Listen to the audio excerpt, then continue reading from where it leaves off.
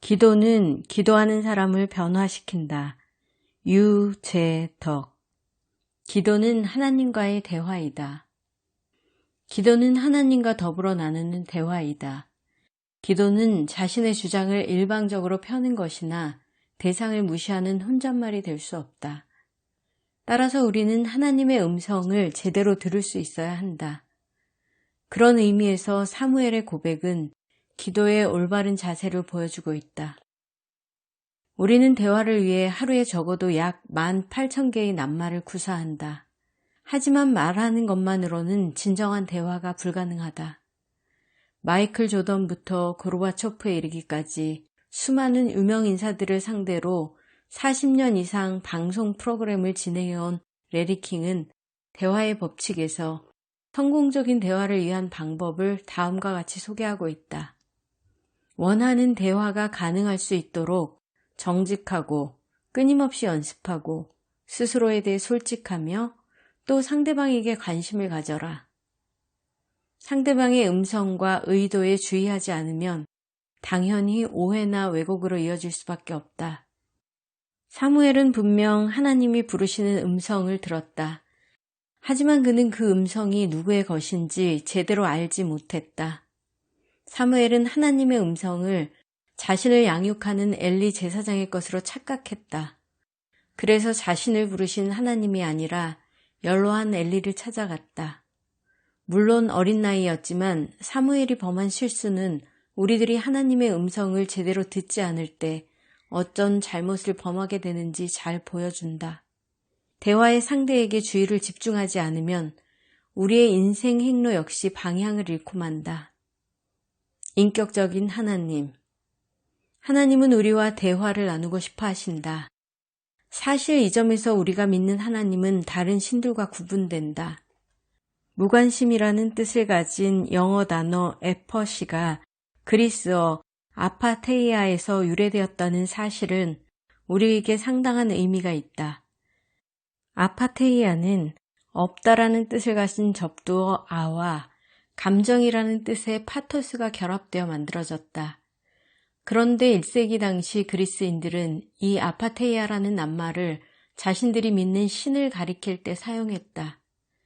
그리스인들이 보기에 신은 사람들을 위해 감정을 가질 수 없는 존재들이었다. 그리스인들이 믿는 신은 인간 위에 있는 존재였기에 인생의 땀이나 피와는 전혀 무관했다.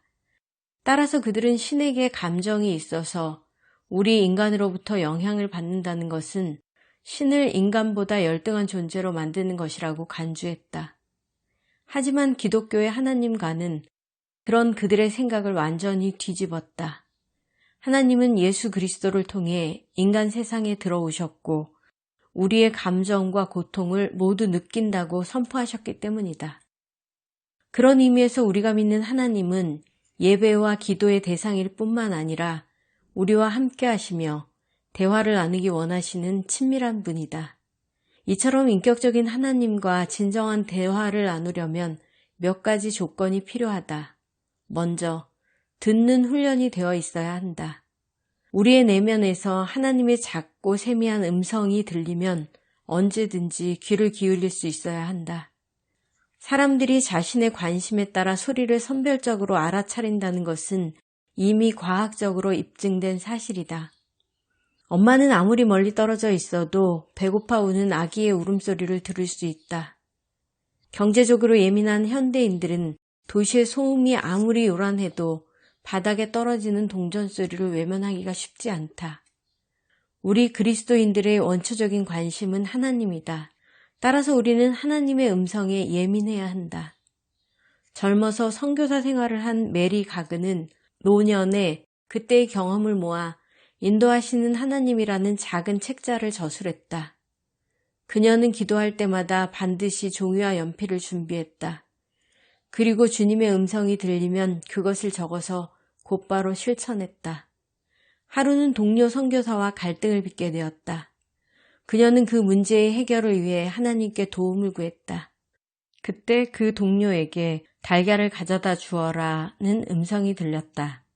그녀는 잠시 당황했지만 순종하는 마음으로 주님의 지시를 따랐다. 비록 달걀 하나였지만 그녀와 갈등을 겪던 동료 선교사에게는 커다란 의미가 있었다. 그날 저녁 창거리를 위해 달걀 하나가 필요하다는 기도를 하고 있었기 때문이다. 결국 내적 음성에 순종한 그녀는 동료와 화해할 수 있었다. 우리 역시 이와 같이 용기 있게 하나님의 음성을 듣고 따라야 한다. 거룩한 독서. 무엇보다 성경은 하나님과 대화를 나누는 기도를 하는 데 있어 큰 도움이 된다. 성경은 기도의 보물창고다. 성경에는 위대한 기도들이 적지 않다. 예수님의 기도, 선지자와 사도들의 기도는 하나님과 대화를 돕는 소중한 도구들이다. 우리는 성경의 본문 말씀을 가지고 묵상함으로써 그것을 기도의 형태로 재구성할 수 있다. 성경을 가지고 기도할 때 얻을 수 있는 유익은 우리가 하나님의 음성을 직접 듣고 하나님의 뜻을 쫓아 생각할 수 있으며 여러 가지 측면으로 우리의 삶에 적용할 수 있다는 것이다. 물론 아시시 프란체스코가 남긴 평화의 기도처럼 과거에 살았던 경건한 그리스도인들의 기도 역시 도움이 될 수 있다. 그 속에는 하나님과 동행한 성도들의 순수한 지혜가 담겨 있다. 시편을 가지고 기도할 경우 하루에 5편씩 읽음으로써 한 달에 시편을 한 번 통독하는 것도 방법이 될 수 있다. 아니면 바울의 기도를 모두 암송하고 자신의 일부가 될 때까지 반복해서 기도하는 것도 괜찮다. 처음에는 생소하고 바울의 흔적이 느껴질 수도 있지만 그것을 거듭하다 보면 어느새 자신의 것이 된다. 교회가 그리스도인들의 기도 훈련을 위해 오래전부터 전통적으로 활용한 방법은 렉시오 다비나이다. 렉시오 다비나, 즉 거룩한 독서는 성경을 연속적으로 읽으면서 그것을 토대로 기도하고 하나님을 체험하고 만나는 것을 목적으로 한다. 렉시오 다비나를 실천하는 사람들은 교리나 신학적인 주장보다 하나님의 말씀에 보조를 맞추려고 노력한다. 벵겔의 충고 역시 이와 다르지 않다. 내 자신을 본문에 완전히 적용시켜라. 그리고 모든 사실을 내게 적용시켜라. 거룩한 독서는 다음과 같은 순서로 진행된다. 먼저 하나님을 갈망하면서 성경을 읽는다. 우리의 기도 언어는 신앙에 의해 생기는 것이지 인간 내부로부터 나오는 것이 아니다. 성경에 기록된 내용에서 출발해야 하는 것도 바로 이 때문이다. 다음은 묵상이다. 이 단계에서는 말씀의 분명한 의미가 무엇인지 깨닫기 위해 노력하게 된다. 물론 다른 책의 도움을 받을 수도 있겠지만 무엇보다 중요한 것은 성경으로 성경을 이해하려는 자세이다. 하나님의 말씀은 하나님의 말씀을 통해 더 분명하게 드러난다. 성령이 말씀을 통해 우리에게 필요한 진리를 조명하신다. 그리고 끝으로 읽은 성경 내용과 이해된 내용을 가지고 하나님과 대화를 나눈다. 이상과 같은 방법들은 능숙한 음악가가 연주에 앞서 자신의 악기를 조율하듯이 하나님과 대화를 위해 자신을 훈련하는 데 도움을 준다. 응답을 기다리는 자세. 기도 뒤에는 하나님의 반응에 예민해질 필요가 있다. 하나님은 다양한 방식으로 그분의 음성을 들려주신다. 하나님의 음성은 우리의 거룩한 충동을 통해 직접 전해질 수도 있지만 주변 환경을 통해 전달될 때가 더 많다. 부모, 형제 혹은 이웃이나 동료를 통해, 그리고 경우에 따라서는 아프리카 히포에서 주교를 지낸 어거스틴의 경우처럼 서로 어울려 노는 아이들의 음성을 통해서도 하나님의 응답이 전달되기도 한다. 따라서 하나님과 대화를 하고 난 뒤에는 그분의 반응에 더욱 예민해져야 한다. 하나님이 어떻게 응답하시는지에 주의를 집중해야 한다. 우리가 하나님의 반응에 예민해지고자 한다면 어느 정도의 모험도 필요하다. 하나님의 음성인지 아닌지 확실치 않더라도 그대로 받아들여서 실천해야 한다. 경우에 따라서는 잘 이해되지 않는 지시를 받을 때도 있고 그 때문에 의아해야 할 수도 있다. 그럼에도 불구하고 그와 같은 지시를 따르게 되면 전혀 생각하지 못했던 하나님의 응답에 감사하게 될 때가 더 많다. 토마스 아 캠피스는 그리스도를 본받아라에서 이렇게 조언한다. 스스로를 돌아볼 수 있는 좋은 시간을 구하라. 하나님이 얼마나 선하신지 자주 묵상하라.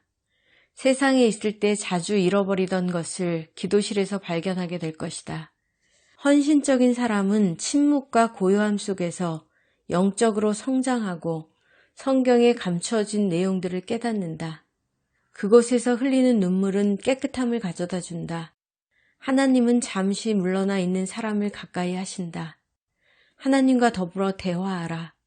그분과 함께 그곳에 머물라. 기도는 기도하는 사람을 변화시킨다.